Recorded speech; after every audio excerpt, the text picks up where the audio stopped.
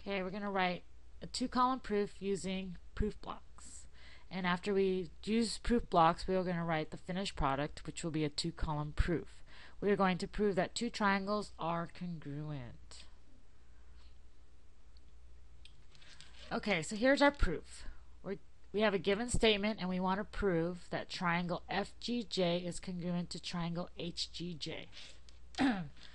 So here we have triangle, and what we're going to do first is I'm going to mark on the picture what is given.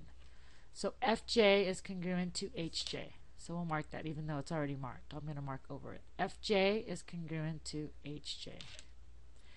It says that G is the midpoint of FH. Since G is the midpoint, it's in the middle. That is cutting FH in half.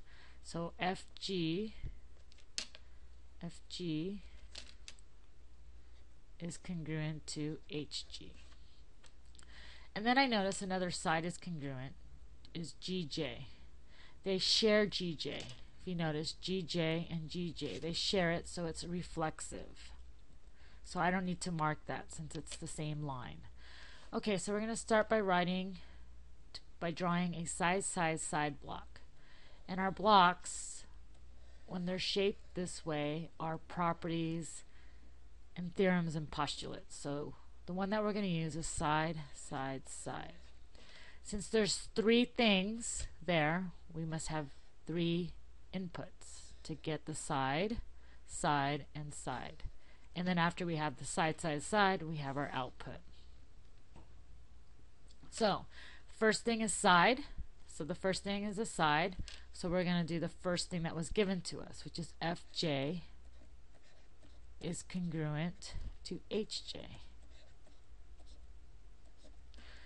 Okay, then the second thing we did is G is the midpoint of FH. So we learned here that FG is congruent to HG. Okay, and then here they share GJ, so it's congruent to each other.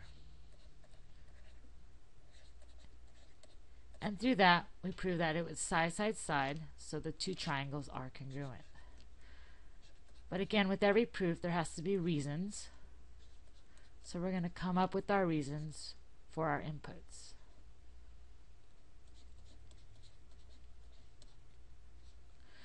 Okay, so FJ is congruent to HJ. That's given. So we're going to write a G for given. FG is congruent to HJ, and that's through the definition of midpoint.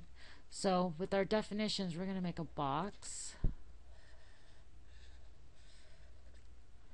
and write definition of midpoint.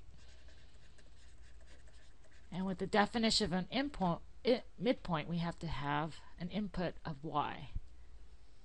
And that is G is the midpoint of FH. And that was in the given statement. So again, that's going to be a given. GJ is congruent to GJ, and we notice here because they share the same line. And that's a property. So properties, just like theorems, get a block. It looks like a big D. And that's going to be reflexive. Property. And with the reflexive property, we got that because of the picture. It shows that it's sharing it. So we'll use P for picture.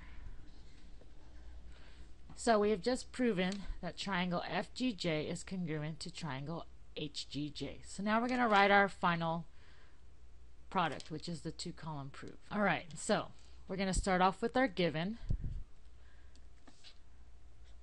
And we're going to number our reasons in our statements so they match. So the first reason was given. We want to write all our given statements first. So FJ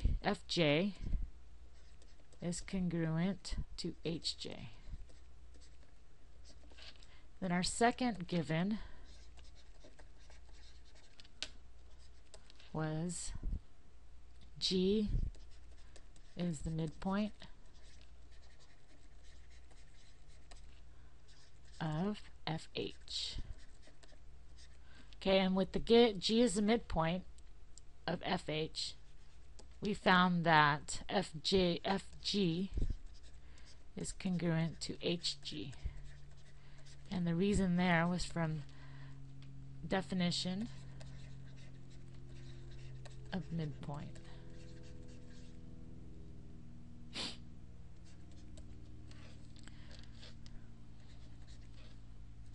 Then we showed that GJ is congruent to GJ because of the reflexive property.